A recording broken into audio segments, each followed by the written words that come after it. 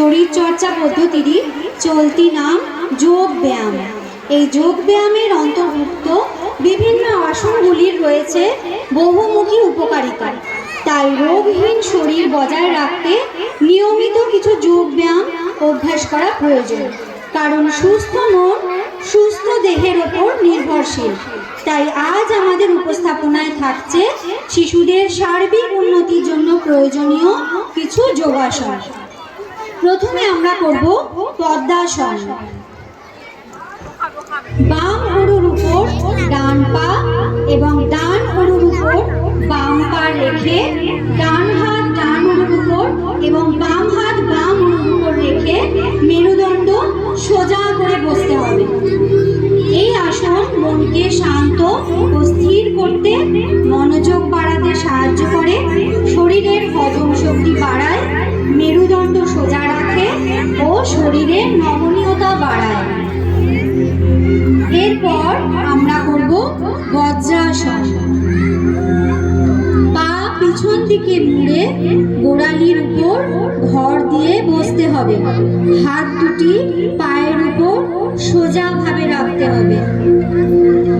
এই আসন মনকে শান্ত করে, মনোযোগ ও একাগ্রতা বাড়ায়, রক্ত সঞ্চালন উন্নত করে।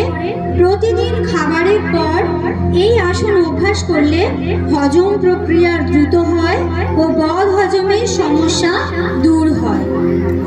এরপর আমরা করব অর্ধকুর্মাসন।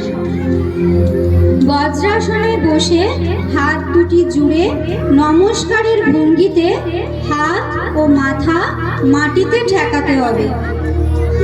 এই আসনটি স্মৃতিশক্তি এবং মানসিক স্বচ্ছতা বাড়ায়, পেট ও উরুর পেশিগুলি শক্তিশালী করতে সাহায্য করে, মেরুদণ্ড, পিঠ ও কাঁধের পেশি নমনীয় করে তোলে। এরপর আমরা করব উষ্ট্রাসন। হাঁটু ভাঁজ করে অর্ধেকটা দাঁড়ানোর ভঙ্গিতে থেকে বুকের সামনের অংশটা উঁচু করে মাথা পিছন দিকে এনে বাম হাত বাম পায়ের ওপর ও ডান হাত ডান পায়ের ওপর গোড়ালির ঠিক আগে রাখতে হবে।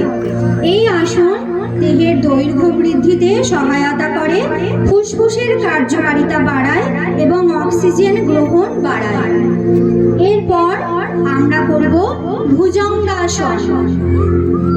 উপর হয়ে শুয়ে পা দুটি জুড়ে কপাল মাটিতে ঠেকিয়ে শুতে হবে। দুটি হাতের উপর ভর দিয়ে নাভি পর্যন্ত মাটিতে ঠেকিয়ে রেখে মুখ উপরের দিকে তুলতে হবে। এই আসন পিঠ ও ঘাড়ের ব্যথা কমায়, রক্ত সঞ্চালন বৃদ্ধি করে, শারীরিক ও মানসিক স্বাস্থ্য উন্নত করে। এরপর আমরা করব তাড়াসন। সোজা হয়ে দাঁড়িয়ে পা দুটি একসাথে রাখতে হবে।